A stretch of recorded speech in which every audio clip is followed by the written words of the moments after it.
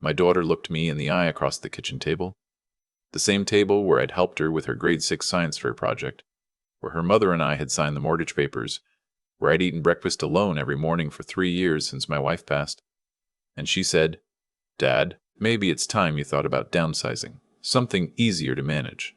I nodded slowly, set down my coffee mug, and said I'd think about it. 6 weeks later, I was watching the sun come up over the Atlantic from a terrace in the Algarve, Portugal, while she was leaving her 4th voicemail, asking why the bank had no record of the joint account she thought she'd eventually inherit.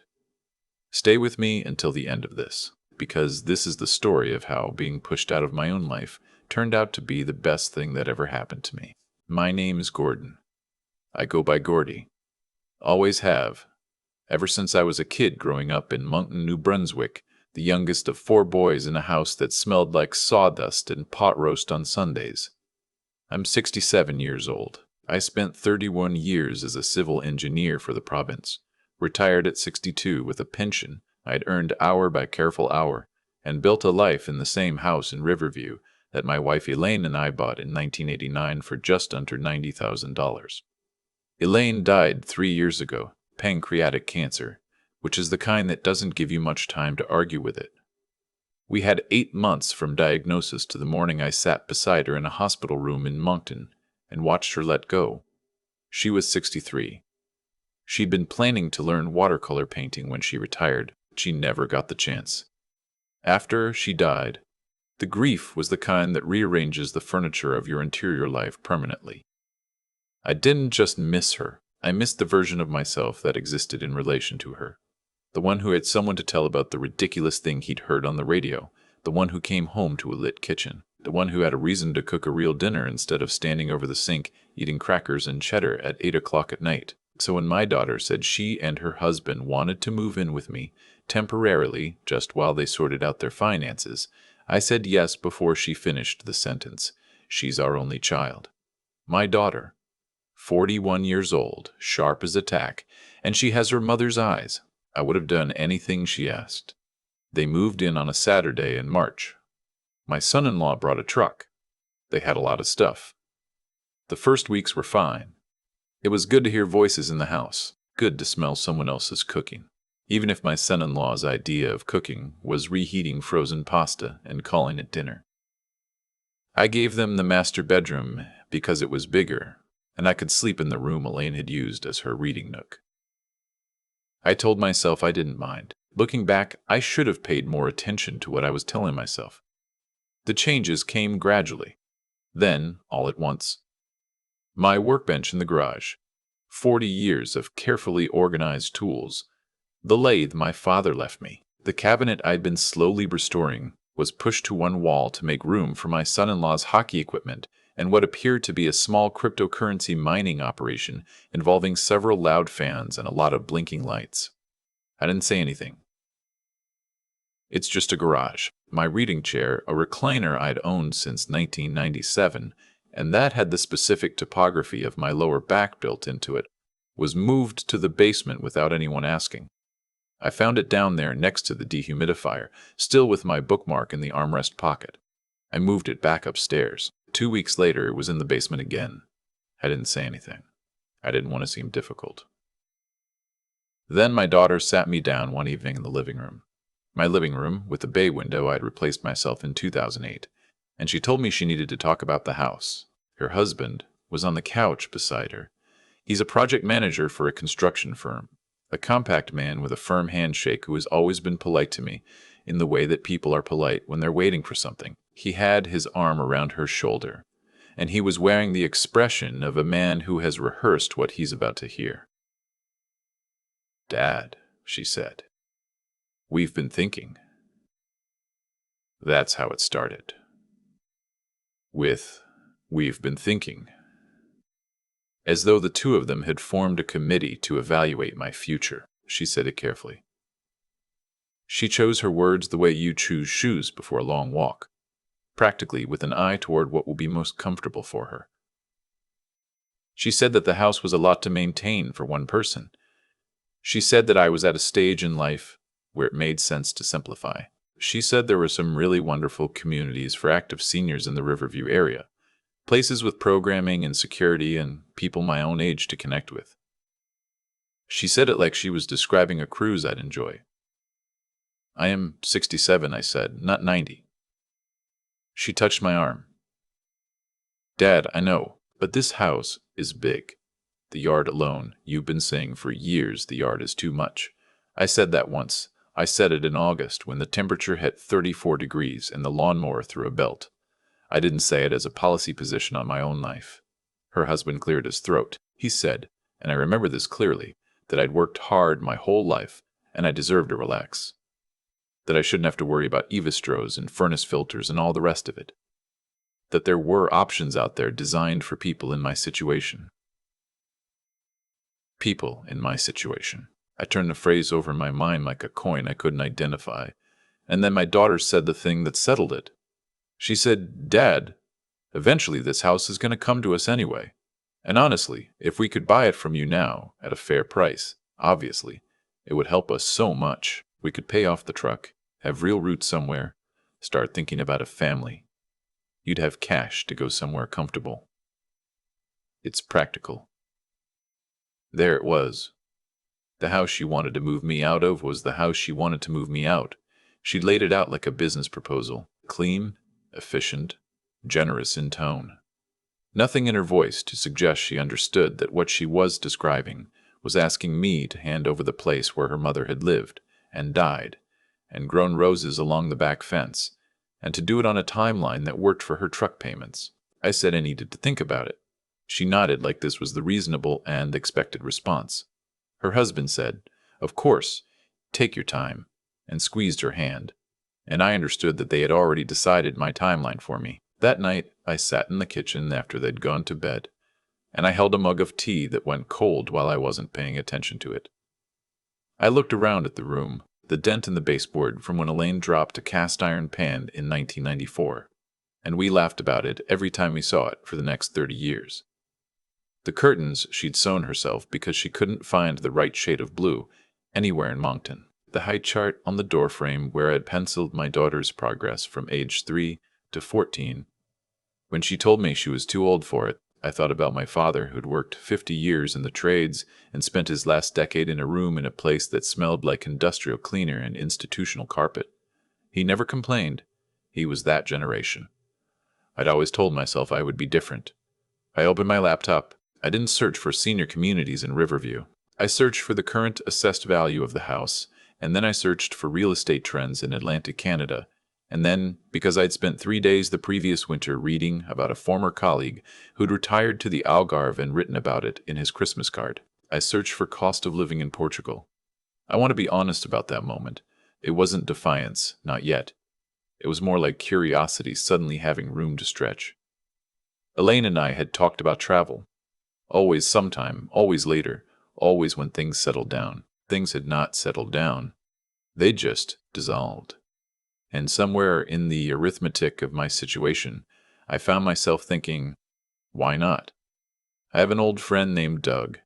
We went to engineering school together in Halifax, lost touch for 20 years, found each other again at a conference in 2011. Doug had taken early retirement and moved to New Brunswick's South Shore to build boats in his barn. He was the person I called when I needed someone who wouldn't tell me what I wanted to hear.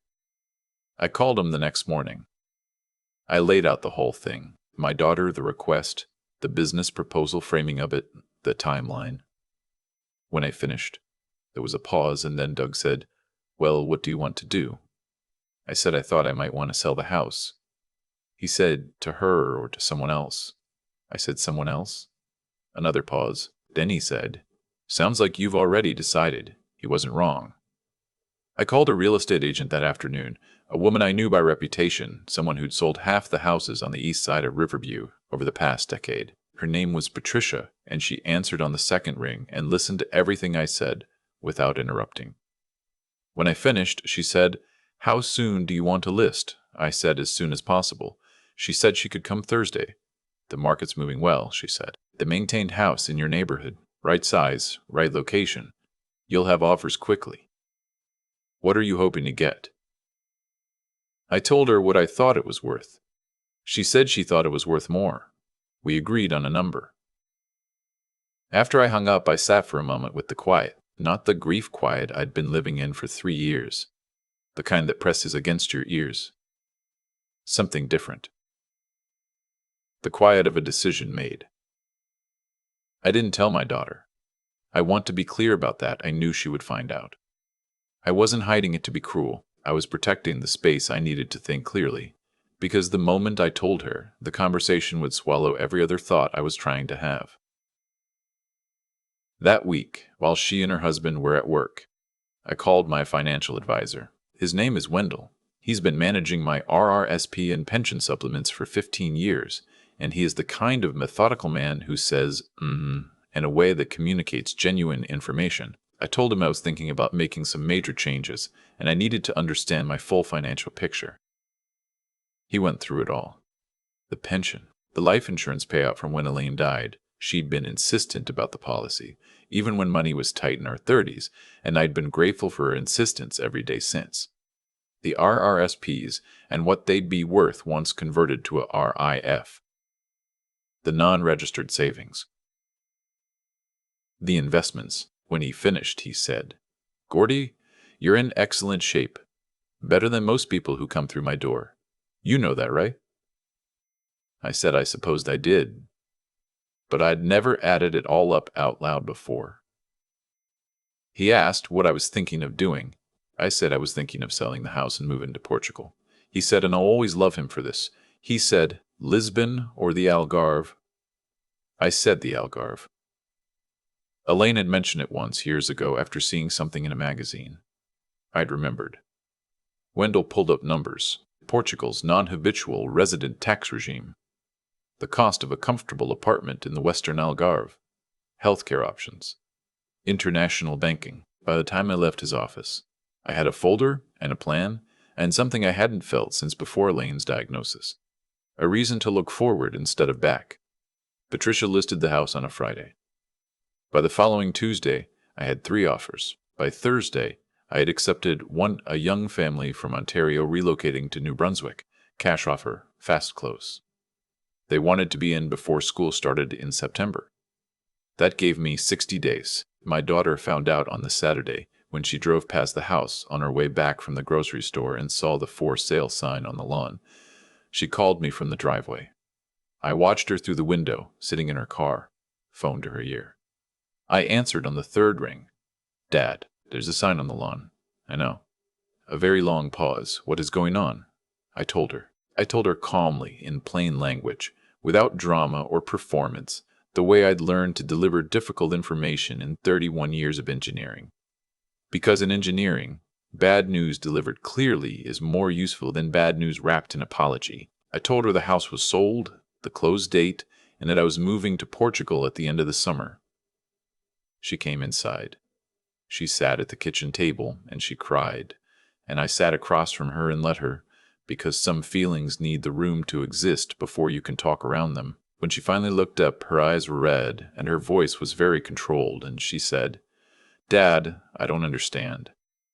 "We had a plan." I said, "Sweetheart, you had a plan. I hadn't agreed to it yet." She said, "But where will you go? You don't know anyone there. You don't speak the language. What if something happens to you?" I said, "I don't know anyone in the senior community on Wheeler Drive either. And I've been figuring things out on my own for 67 years. Her husband came in at some point. I heard his truck in the driveway, heard him come through the side door, and he stood in the kitchen doorway and took in the scene. And to his credit, he didn't say anything stupid. He just put his hand on my daughter's shoulder and looked at me, and I saw something in his face that might have been, under different circumstances, respect. They had 60 days to find somewhere to live. I made sure they knew I understood that was a real inconvenience, and that I was sorry for the pressure of it, and that I would help however I could within the limits of what I was able to do. But I wasn't changing course. The next 6 weeks were the most purposeful I'd felt in years. I sorted through the house systematically. There is something clarifying about having to decide what matters enough to ship across the Atlantic and what doesn't. The cast iron pan went with me. Elaine's curtains, which would fit no window in Portugal, went to her sister in Sackville. My father's lathe went to a young woodworker in Sussex who drove 3 hours to pick it up and shook my hand like I'd given him something sacred. I kept my books, my good tools, my photographs, my pension paperwork, and a coffee mug that Elaine had given me on our 20th anniversary with a bad engineering joke printed on it that I still don't find funny and never will stop keeping. I hired an estate company for the rest. They handled everything in a weekend. The house was empty by mid-August. My daughter and her husband found a rental apartment in Fredericton. It was smaller than they'd hoped. She called me when they moved in and told me about it. Neutral, factual, the way we talked to each other that month, and I asked how they were settling, and she said, fine, they were fine. I flew out of Halifax on a Wednesday in late August. My flight connected through Lisbon, and I arrived in Faro in the early afternoon, into air that was nothing like New Brunswick, dry and warm and carrying something herby from the hills, lavender or thyme, or something that has no name in a climate that's still mostly spruce and salt. A driver met me at the airport with a card with my name misspelled, and I got in the car and watched the coast come into view, and I thought, all right, here we go. The apartment I'd rented was in a small town above the sea, 2 bedrooms, terrace, morning light from the east and evening light from the west. The landlord, a taciturn man in his 70s who communicated primarily through slow nods and the occasional gestured approval, handed me the keys, walked me through how to work the water heater, and left. I stood in the empty living room with my bags and the keys and the sound of the sea, and I started to laugh. I don't know why. It just seemed like the appropriate response.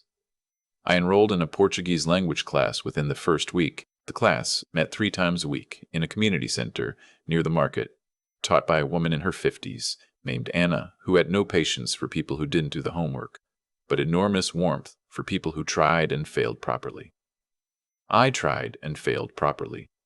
She seemed to approve. The expat community in the Algarve is larger than you might think, and the Canadian contingent within it is not insignificant. I found a weekly hiking group through a notice at the English language bookshop, 7 people, ranging from 54 to 81, who walked the coastal trails every Tuesday and Thursday morning, and then argued about current events over coffee afterward.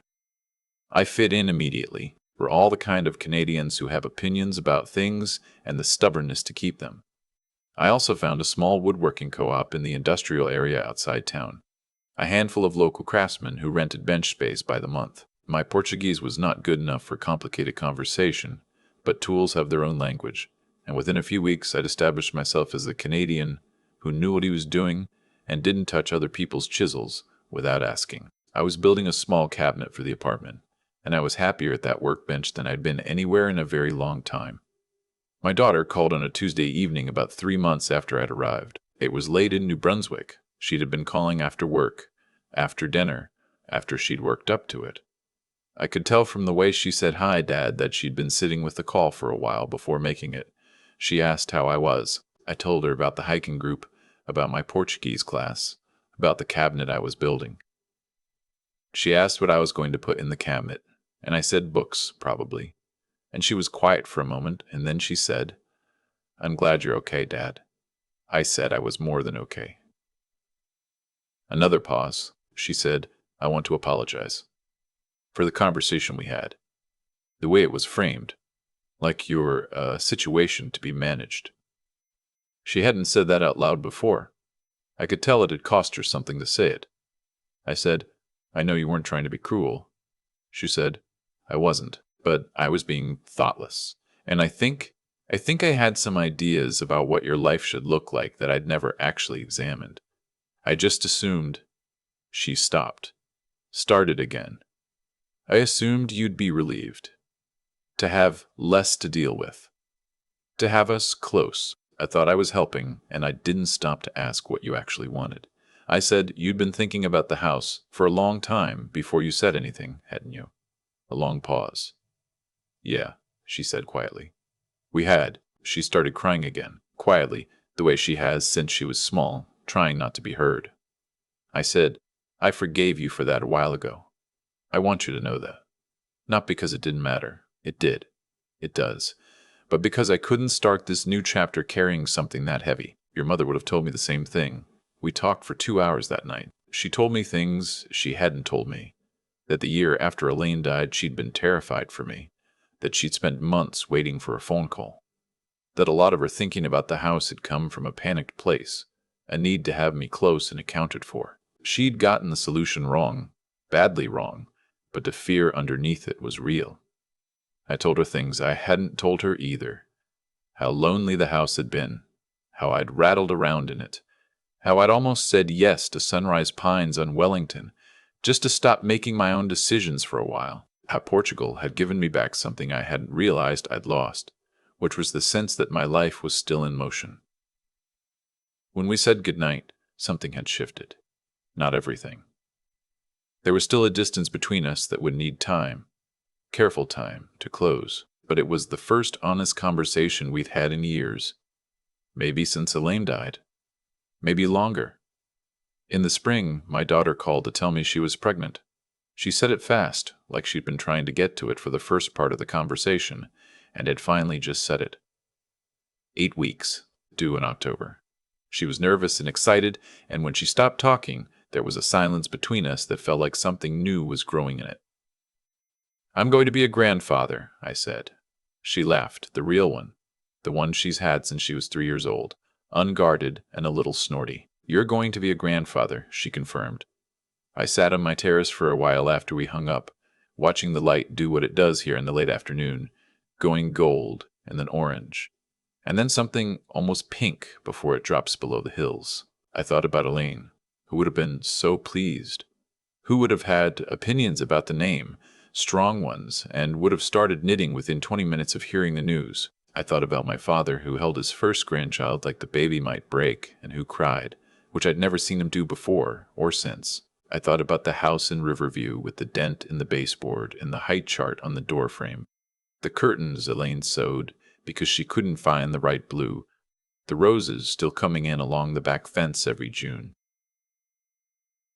The family from Ontario were sending me pictures. They'd added a small pergola to the back garden, and it looked right. It looked like someone was loving the place correctly. None of it had worked out the way anyone planned. My daughter hadn't meant to push me across the Atlantic. She'd meant to solve a problem and had used the wrong tool for the job. I hadn't meant to reinvent myself at 67. I'd meant to survive a quiet grief, and had found something else instead. And somewhere in the distance between those intentions and these outcomes was the actual shape of things. A man watching the light change over the Algarve, a woman expecting a baby in Fredericton, a family finding each other again without the architecture of the old house to hide in. My son-in-law emailed me last month, directly, not through her.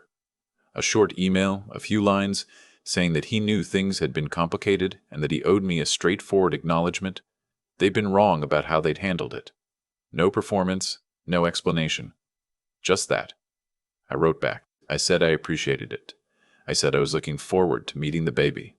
I'm flying back to Fredericton in October, just for 3 weeks, to meet my grandchild. I booked a small hotel not far from where they live. I'll make them dinner when I can. I'll walk the trails along the river if the October weather holds, and then I'll fly back to the Algarve, because that's where I live now. Not because I'm running from anything, but because I chose it, properly, with both eyes open, which might be the first time in my adult life I've made a decision entirely for myself. There's a woodworking show in Lisbon in November that Doug is flying over to attend. We're going to spend 4 days looking at tools we mostly can't afford and eating things we can't pronounce, and arguing about joinery the way engineers argue about everything, which is to say with great confidence and very mixed results. Elaine would have rolled her eyes at us. She would have loved every minute of it. You asked, at the beginning, what I did when my daughter told me it was time to find my own place. Here's what I did. I found it. Turns out it was further than anyone expected, in a direction no one predicted. And it was exactly where I was supposed to be. If you've ever been told your life should be smaller than you know it can be, I hope you remember that the person saying it might just have a limited imagination. Yours doesn't have to be.